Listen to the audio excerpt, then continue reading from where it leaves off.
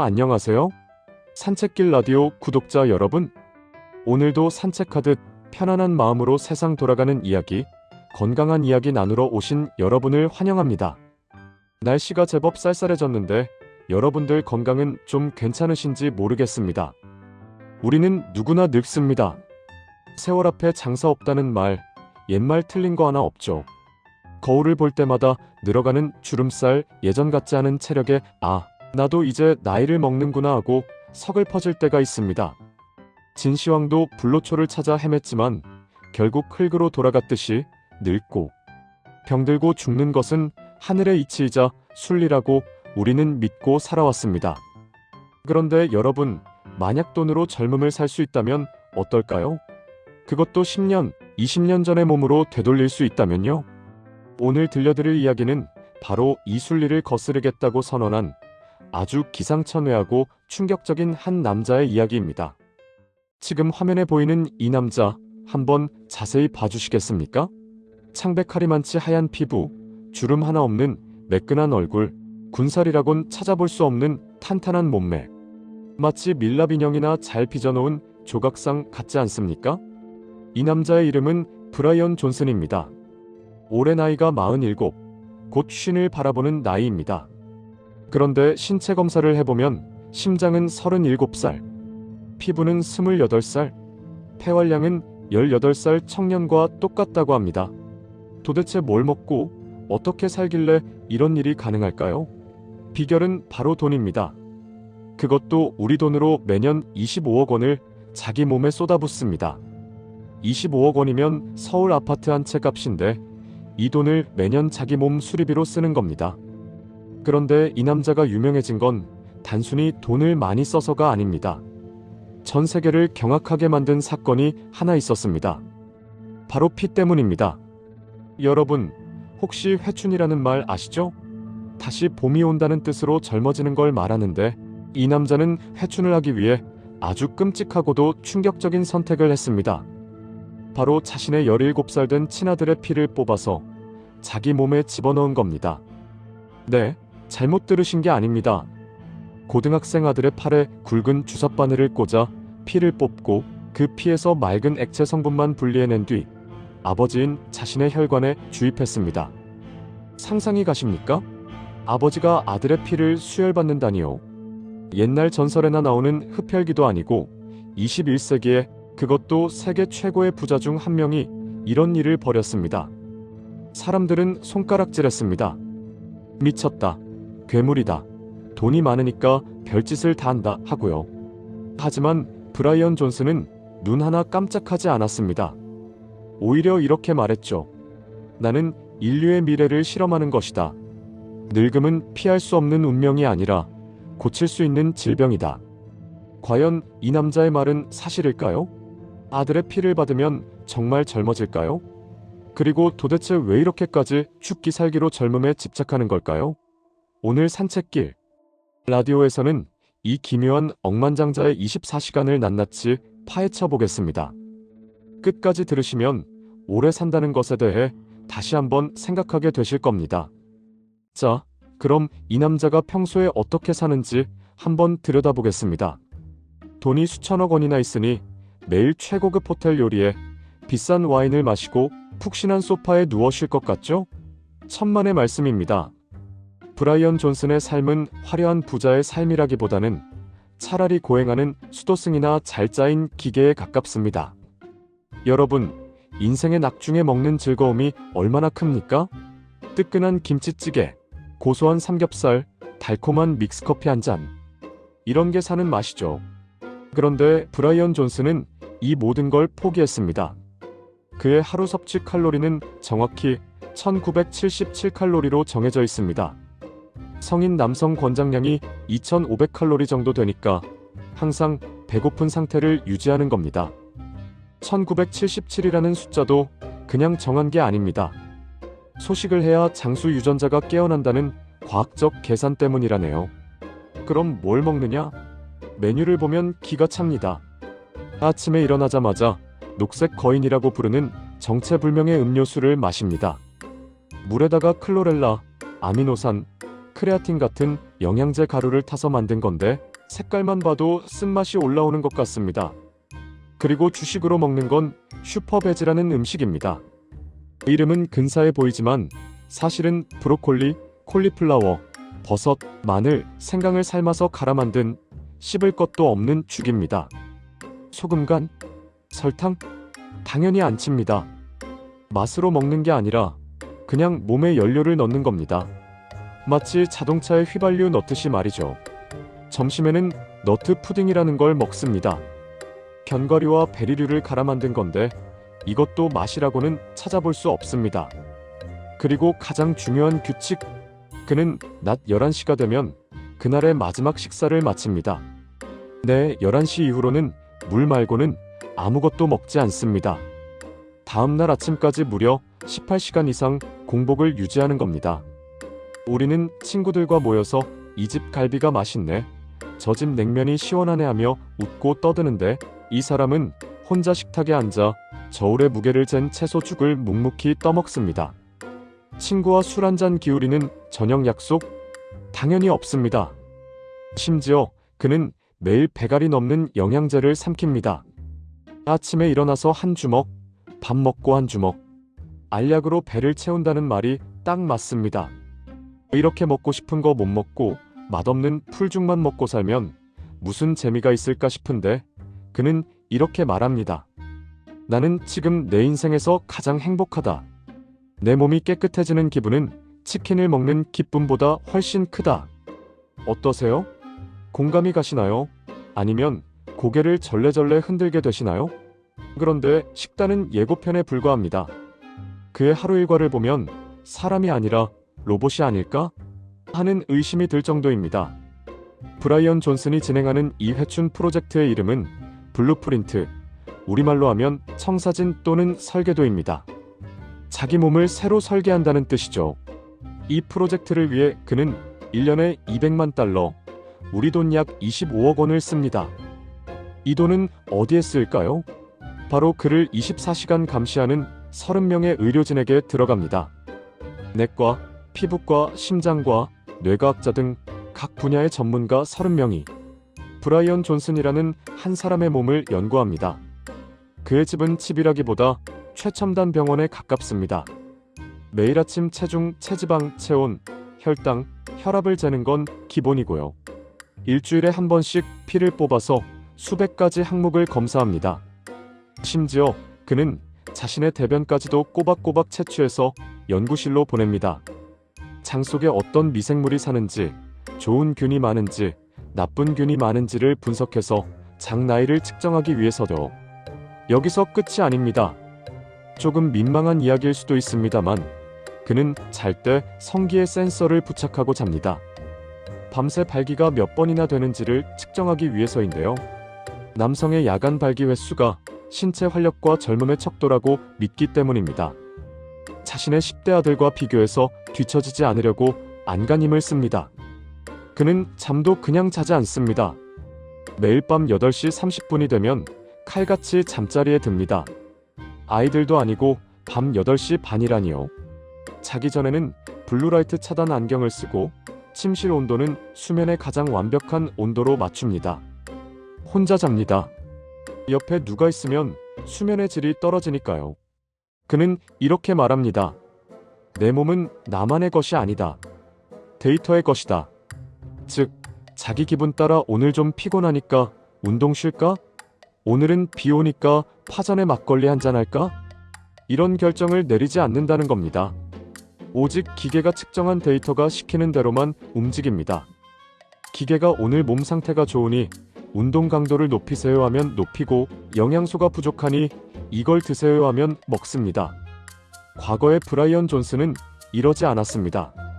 그는 젊은 시절 사업 스트레스 때문에 폭식을 하고 살이 찌고 우울증에 시달려 자살까지 생각했던 사람이었습니다. 몸과 마음이 다 망가졌던 거죠. 그랬던 그가 회사를 팔아 큰돈을 번 뒤 내 몸을 망친 건 나 자신이다. 이제 내 자아를 해고하고 과학에게 운전대를 맡기겠다고 선언한 겁니다. 어떻게 보면 대단한 결심이고 어떻게 보면 참 안쓰럽기도 합니다. 스스로를 믿지 못해서 기계와 의사들에게 통제권을 넘겨버린 거니까요. 그런데 여러분, 이렇게 철저하게 관리하는 그가 왜 굳이 윤리적인 비난을 감수하면서까지 아들의 피에 손을 댔을까요? 그 내막을 자세히 들여다보면 더 기가 막힙니다. 자, 다시 그 문제의 피 수혈 사건으로 돌아와 보겠습니다. 사실 젊은 피를 수혈하면 젊어진다는 이야기는 아주 오래된 미신 같지만 과학계에서도 꽤 오랫동안 연구된 주제입니다. 쥐 실험에서는 효과가 있었다고 해요. 늙은 쥐와 젊은 쥐의 혈관을 연결했더니 늙은 쥐의 근육과 심장이 젊어졌다는 연구 결과가 있었거든요. 브라이언 존슨은 이 쥐 실험 결과를 사람에게 적용해 보기로 했습니다. 하지만 남의 피를, 그것도 돈 주고 사서 넣는 건 찜찜하기도 하고 위험할 수도 있겠죠. 그래서 그는 가장 깨끗하고 믿을 수 있는 유전자를 가진 사람, 바로 자신의 아들 탈메이즈를 선택합니다. 당시 아들의 나이 17살. 가장 생기 넘치고 건강한 피가 흐를 때죠. 그리고 존슨에게는 70대인 아버지 리처드가 있었습니다. 그래서 이 3대 가족은 텍사스의 한 병원으로 향합니다. 먼저 17살 아들 탈메이즈가 피 1리터를 뽑습니다. 사람 몸속 피의 약 5분의 1이나 되는 엄청난 양입니다. 이 피에서 적혈구 등을 뺀 혈장이라는 노란 액체만 분리합니다. 이 젊은 혈장을 아버지 브라이언 존슨의 혈관에 주입합니다.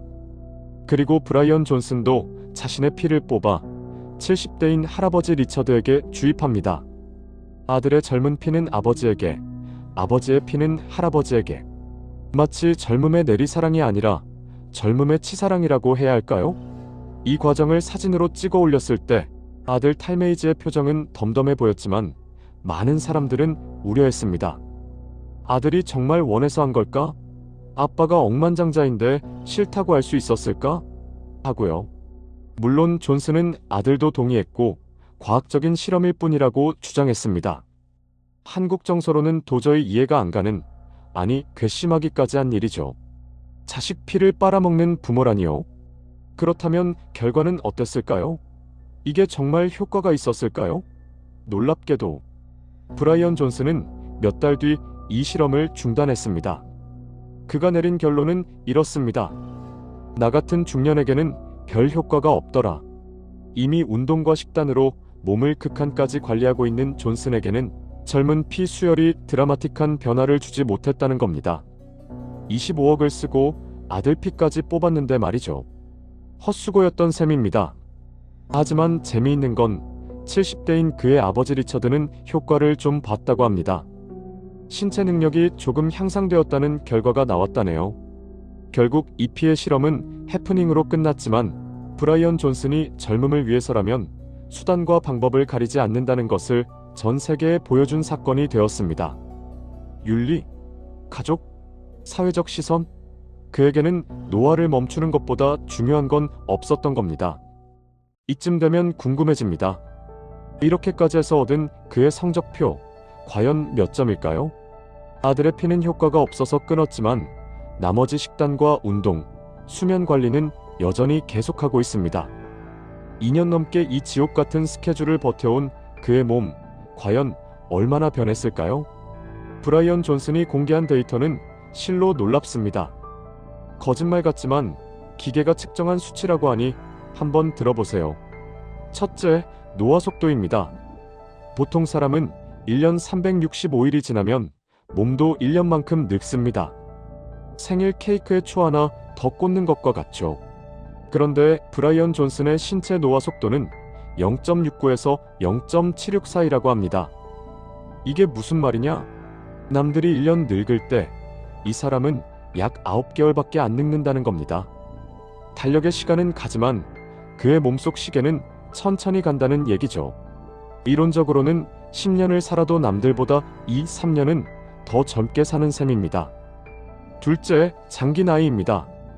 심장의 나이는 37세 수준으로 회복됐고 피부 나이는 28세 청년처럼 탱탱해졌으며 체력과 폐활량은 18세 수준이라고 자랑합니다. 실제로 그가 우통을 벗고 운동하는 영상을 보면 근육이 쩍쩍 갈라져 있고 뱃살이라곤 찾아볼 수가 없습니다. 웬만한 20대 헬스 트레이너보다 몸이 좋습니다. 셋째, 머리카락입니다. 나이 들면 흰머리 나고 머리 빠지는 게 당연한데 그는 레이저 치료와 특수 영양제를 통해 머리숱을 유지하고 흰머리도 줄였다고 합니다. 물론 염색을 좀 했을 수도 있겠죠?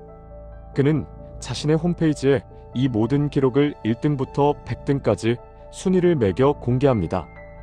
전 세계에서 자신만큼 건강관리를 잘하는 사람이 없다는 걸 과시하는 거죠. 그는 자신의 목표가 죽지 않는 것이라고 말합니다. 단순히 오래 사는 게 아니라 죽음이라는 운명 자체를 피해보겠다는 겁니다. 나중에 인공지능이 발달하고 의학기술이 더 좋아질 때까지 최대한 늙지 않고 버텨서 영생을 누리겠다는 야망이죠. 어떻습니까? 돈과 의지만 있다면 사람 몸을 이렇게까지 바꿀 수 있다는 게 신기하기도 하고 한편으로는 좀 무섭기도 합니다. 하지만 여러분, 여기서 우리가 꼭 짚고 넘어가야 할 질문이 하나 있습니다. 과연 저 사람은 행복할까요? 18세의 폐활량을 가졌지만 친구와 소주 한 잔 기울이며 인생을 논할 수 없는 삶.